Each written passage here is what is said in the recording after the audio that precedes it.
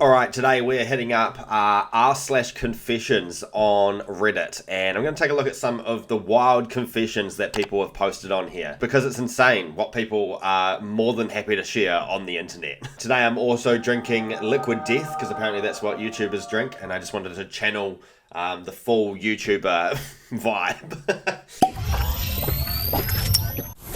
Am I a YouTuber yet then, or? I found a friend's close friend.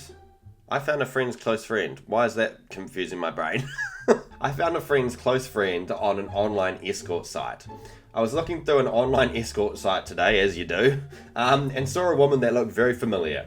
One of those moments where you say to yourself, I know her. I've never met the woman, who is almost 10 years older than me, but I have thought she was very interesting when she makes appearances in my friend's social posts. She's using a different name and also a different city, but the pictures she's using are the same as she has on Facebook.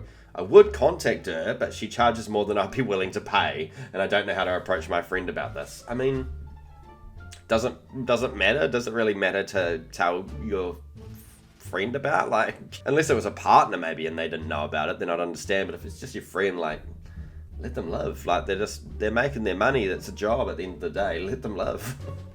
This one here, it's not safe for work, actually. I orgasmed so hard I had a seizure. That is insane. And I really hope this person is okay. I've thought about that before for some reason. I've wondered if people have died mid-orgasm. I guess you could say succumb, or whatever. That would be a crazy way to die, mid-orgasm. I mean, there's worse ways to die, isn't there? This person that had found a new toy, the climax was so intense, I had a grand mal seizure. I have epilepsy, that's not new, but I normally have seizures in my sleep. Also equally as terrifying. It took a minute before I could compose myself, and I had hit my head and hurt my arm. That is crazy. She fractured her shoulder by the looks of it. I'd wondered if she had told her friends and family how this had happened. Surely you just wouldn't. Oh, I just accidentally fell out of the bed. Clumsy me. My husband bought me size small clothing to motivate me to lose weight. Ooh. This kind of feels like the same as when people buy like cleaning products or a vacuum for a female, and it's a bit like, bruh, read the room, what are you doing? I started gaining weight in 2020 through current year for many reasons. The shutdown, hormonal birth control, working from home, pregnancy, becoming a stay-at-home mum. Fair enough, it was a crazy time. My husband has been nagging me about my weight gain for 4 years, even though I was only 130 pounds when I first started gaining weight. I'm 5'2", so the extra weight doesn't look flattering on me. Anyway, I gained even more weight after pregnancy, and so on. I mean, I don't think being your husband, they should really be, quote, nagging you about your weight gain. Like, they should love you no matter what. Like, of course, you want your other half to be healthy, but she's just been through a pregnancy, which obviously is an intense thing for your body to go through as it is. Give her a break, Jesus. Anyways, my husband thought it would be funny to go to the store and buy me some size small sexy lingerie. He was cleaning out our closets and he found my size 2 jeans, and he put all these small clothes into a bag and surprised me with it. I was upset because this made me feel bad about my body, understandably. While he thought it was encouraging, he begged me to please lose weight. It's starting to be embarrassing being seen with me. Jesus. Nah, that's not okay. You can't say that. It's one of those things, and it's quite a fine line. It's nice to encourage your other half to live healthier lifestyle, and look after themselves, obviously, and especially for your kids. But at the same time, like, begging them to please lose weight and like saying that it's embarrassing to be with you is fucking awful. Like, there's no way that's nice, you know. I lied to an employer about my previous pay rate. I'd never been given more than $10 an hour working in the food industry. I got really fed up. That's crazy to me, by the way. I assume that's American prices. Here in New Zealand, we're into the 20s when it comes to the minimum wage. A buddy of mine told me that next time I look for a job, I should say I was being paid more than I actually was, since it's illegal for potential employers to ask previous employers about that, in an effort to have them give me more. It worked. I think this is more of a life hack than a confession or anything negative, to be honest, because sometimes a little white lie is okay, especially in a job interview, just to get you get you past the line, surely. As someone who's currently looking for a job and has been for 3 or 4 months now, it's not easy, and honestly, it does make you think maybe I need to like straight up lie to actually get these jobs, because people don't even look past your CV. It is insane. When I was in high school, I let a girl in the special ed class fuck me off in a closet multiple times. Yeah, I don't know about that one. In the comments, it does go on to say they were autistic. But equally, surely if you're coercing someone into something like this, someone who is vulnerable, that's not okay and very much frowned upon, I'd imagine. Surely that's not okay.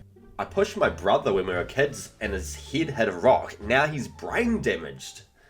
When I was 8 or 9, me and my brother were outside in front of our house playing, and we got in an argument. Don't remember what about. It was getting loud, and I was getting angry, and we were all alone together, so I decided to hit him and push him to the ground. So I push him by surprise from the back, and he falls forward in slow motion, and I watch as he slams his face into a huge rock in front of the house. Naturally, being a kid and not wanting to get in trouble, I run inside, don't say anything. My dad notices I'm not with my brother, so he goes outside to check on him and finds him laying on the ground, screaming in pain and bleeding profusely. Just ditched him, just left him. That could have been a lot worse, and he just left him. He yells at me, asks how it happened. I'm just shocked at this point because I didn't realize he was hurt that bad. Naturally, as a kid, I suppose. So I tell him I don't know how it happened. Next, I know he's being rushed to the hospital by my parents, and turns out he has a cracked skull and needed to get surgery. He's 17 now, and he's been different ever since. There were no tests or anything, but he changed that day, and I know it's because of the damage I caused. I mean, naturally, as siblings, you're going to get into little scuffles and things like that, and that is actually pretty bloody rough. Like, that is one of those things that could literally happen to anyone. Like, you could be playing and something like that could happen. This should probably have a not safe for work one on it. I have a fart fetish. Okay. As far back as high school is the earliest I can remember it, but I have a distinct fetish for girls farting. I still like other things like regular sexual activities and girls outside of farting, but when a girl farts, I definitely get a rise from it. Girl farts and he's like... I also like my own farts when they make a noise or smell. That's a little bit odd. I like smelling farts the most, right next to hearing them. I watch some videos of girls farting, but I don't enjoy it as much as the real thing. No way that's a category. Girls farting. I've learned something new today. I'll fantasize about farting to pictures of girls I like, and now with AI, I'm using chatbots to talk to them about farts. Yes, I've talked to therapists about this. A few of them indulged it and told me it's okay. One was a specialist in fetishes, and I asked if she was okay with just casually talking about farts to get it off my chest, and she did. And he leaves it on this. If anyone sees this and they want to talk about farts, DM me. 0 comments. It's a bit sad. Crazy. I mean, I guess a fetish is a fetish as long as it's, once again, same thing. If it's not hurting anyone, then I can't really see it being a bad thing, but that's not for me. It's pretty grim. Watching Baby Reindeer literally described my life for the last 3 years. Obviously, Baby Reindeer, huge on Netflix right now. I know what it's about, but haven't actually watched it yet. I'm hoping to watch it in the next few days. It was a painful watch because I literally went through it all. Literally scared me shitless how I went through it exactly like he did. It started off with me being friendly with her because, like him, I felt sorry for her. Then she'd start telling me stories about so many people in her life, etc. Then she'd lose it if I did not respond to her for one day, and then she turned up to where I lived. We met. She then started to talk about wanting to run away somewhere with her. All of a sudden, a few months later, she realized how toxic she really was. The difference between the lady on Baby Reindeer and her is she worked for the government and made a lot of money. She'd waste the money on me and beg to get me things and wanted me to impregnate her. She said it didn't matter if we were friends and that she just wanted my sperm.